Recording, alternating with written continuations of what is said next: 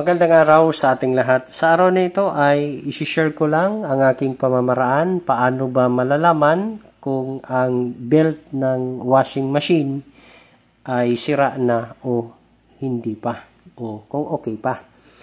Ang aking pamamaraan sa pag-check ng belt ng washing machine kung ito ay okay pa ay ang ginagawa ko dyan, ginaganito ko yan, tapos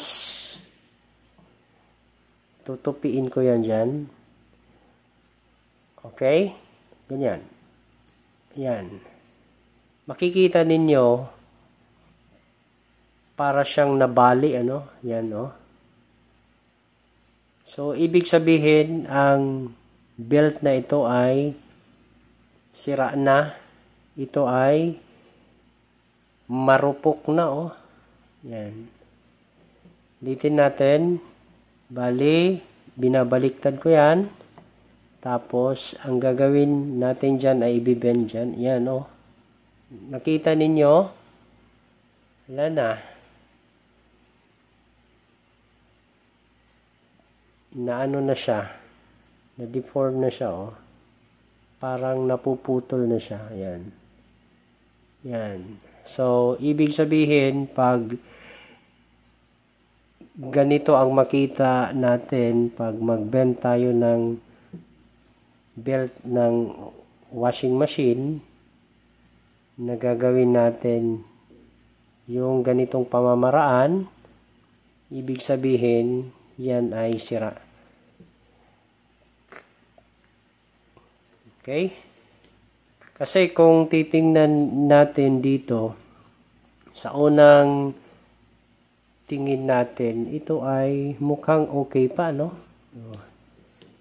Yan. So, para makasigurado tayo, uulitin ko, ito yung pamamaraan ko. Bali, parang babalik na rin natin yan, tapos tutupiin natin yan dyan. Yan. Pag naputol o parang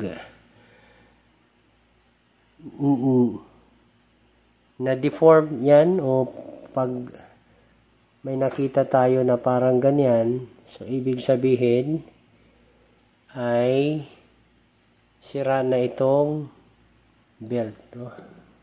Kaya nito, ulitin ko, ganyan, may mga part na hindi siya na yan. Dito, yan, Tingnan ninyo, yan ang nangyayari. So, ang belt na ito ay sira. Ngayon, ipapakita ko naman sa inyo yung okay na belt. Okay. Ito ay okay pa. So, dito, balik na rin natin, tapos i-bend natin dito. Makikita ninyo hindi siya nadideform. Ulitin natin dito. Wala. So, ibig sabihin, okay pa ito. Ulitin natin dito. Ayan, Ibig sabihin, ito ay okay pa. Ito. Ulitin natin. Ayan. Yan ay okay pa. Yun. Pero kung itong luma o itong sira na belt yung gaganunin natin, tingnan ninyo ang nangyayari. Yan. Yan po ang makikita natin. So, ito pa. Meron din tayong isang belt dito. Bend natin. Yan. Ayan, Hindi siya na-deform. Okay? Ganon din dito, Hindi siya na-deform. So, ibig sabihin, okay ang belt na ito. Itong dalawa ay okay pa. Ulitin ko. Bakit okay pa? Kasi kung ganunin natin yan, Yan, hindi siya madideform. Samantala, itong luma, pag ito ang gawin natin dyan, ito, gaya niyan. Yan, tapos, bend natin, ayun, no? Parang, na ano siya, nadideform na, oh. Ibig sabihin, ang belt na ito ay marupok na.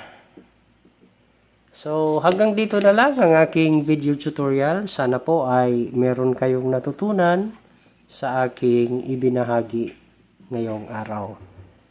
At kung nagustuhan nyo naman itong video, paki-like at i-share na rin. Kung hindi ka pa nakapag-subscribe, maaari po lamang ay mag-subscribe sa aking channel. Paki-click na rin yung notification bell para updated ka sa mga bagong upload na videos. Hanggang sa muli, maraming salamat po.